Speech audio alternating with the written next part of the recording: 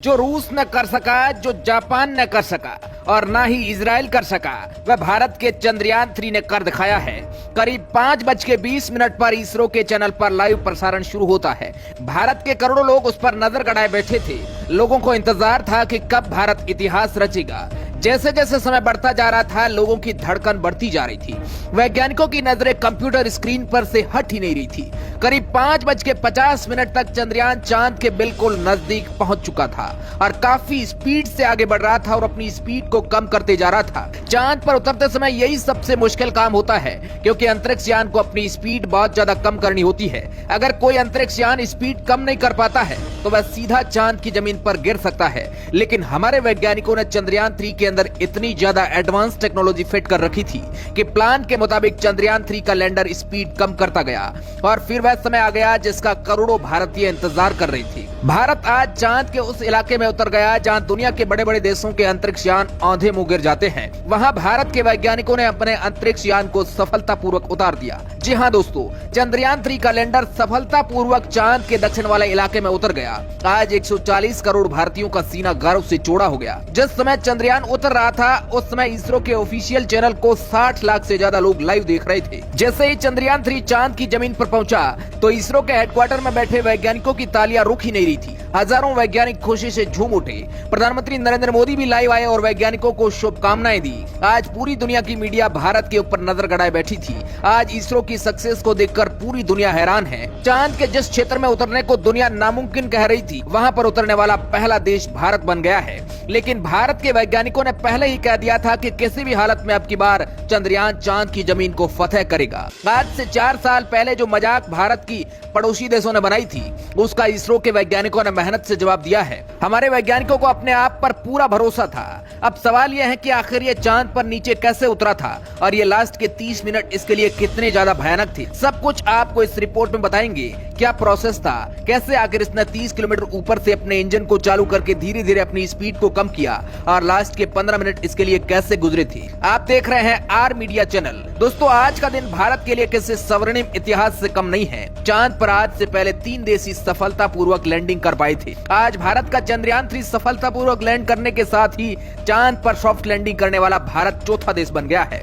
अब Bharat space race में इन देशों के साथ शामिल हो गया है। लेकिन दक्षिण वाले इलाके में आज तक अमेरिका भी नहीं जा पाया। चांद का सबसे रहस्यमय इलाका यह माना जाता है। चांद के इसी इलाके में बड़ी मात्रा में पानी मौजूद है, बर्फ के रूप में। यह इलाका डार्क साइड ऑफ मून भी इसे कहा जाता है, यानी चांद का यह अंधेरा हिस्सा माना जाता है। यहाँ पर कई गड्ढे ऐसे हैं जहाँ पर करोड़ों सालों से सूरज की रोशनी नहीं पहुँच पाई है। उनके अंदर क्या है यह आज तक नहीं पता है। जब आज से 42 दिन पहले मिशन लॉन्च हुआ था, उस समय वैज्ञानिकों का प्लान सब कुछ फिक्स था और इसी प्लान के अनुसार वैज्ञानिकों ने आज 23 अगस्त के दिन 6:04 पर चंद्रयान 3 को सफलतापूर्वक चांद पर उतार दिया। पृथ्वी से लेकर चांद के बीच चंद्रयान 3 ने बहुत लंबा रास्ता तय किया था। रूस की तरह चंद्रयान 3 ने शॉर्टकट रास्ते का इस्तेमाल नहीं किया था। इससे पहले चांद के चारों ओर काफी सारे इसने राउंड काटे। उसके बाद चांद के सबसे नजदीकी कक्षा यानी 100 किलोमीटर के दायरे में पहुंचा। वहां से भी इसने डी ऑर्बिटिंग की और फिर से चांद से 30 किलोमीटर ऊपर की कक्षा में जा पहुंचा। वहां से वैज्ञानिकों ने इसके नीचे उतरने का प्रोसेस स्टार्ट किया। 30 किलोमीटर ऊपर से वैज्ञानिकों ने इसके इंजन को फायर किया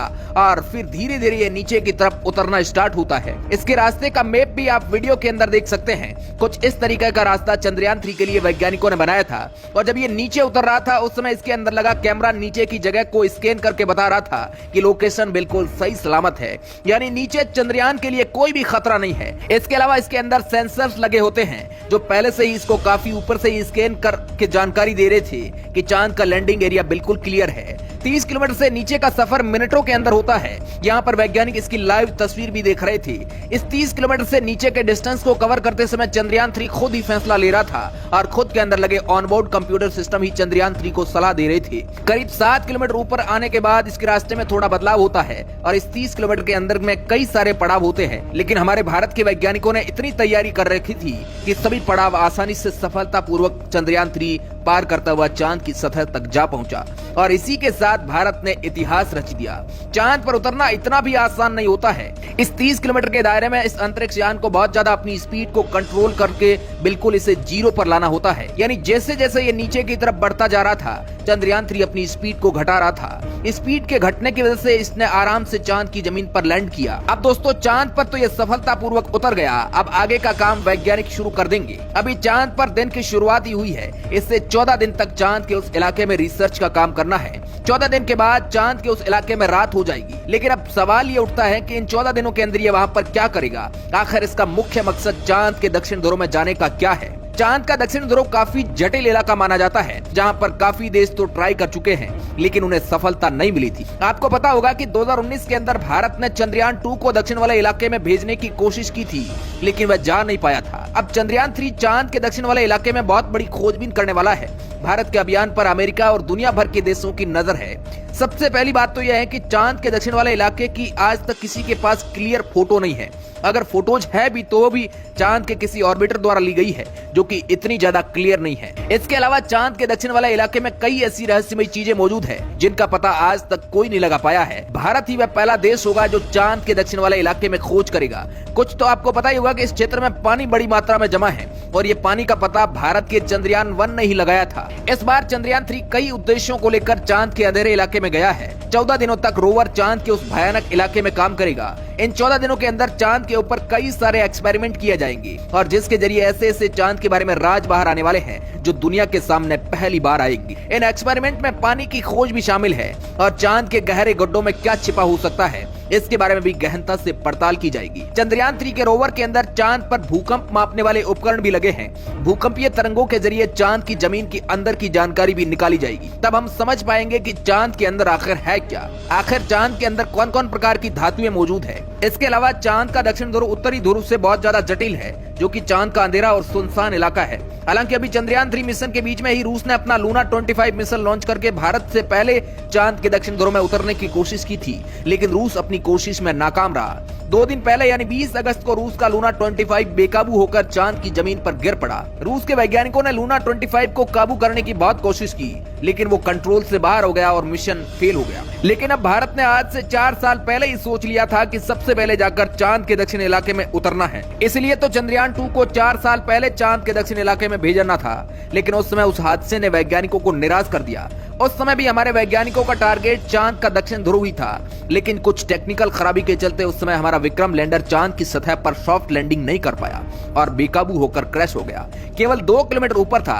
अगर 2 किलोमीटर सही सलामत पार कर जाता तो 4 साल पहले ही हम इतिहास रच देते। और उस समय कुछ देशों ने भारत का मजाक बनाया था, लेकिन आज भारत ने उनका जवाब अपनी मेहनत से वैज्ञानिकों ने दिया है। आज भारत की स्पेस एजेंसी इसरो का लोहा पूरी दुनिया ने मान लिया है। जो बड़े बड़े धुरंधर देश थे, वो भी आज भारत के सामने नतमस्तक हो गए हैं। Bureau report, R media.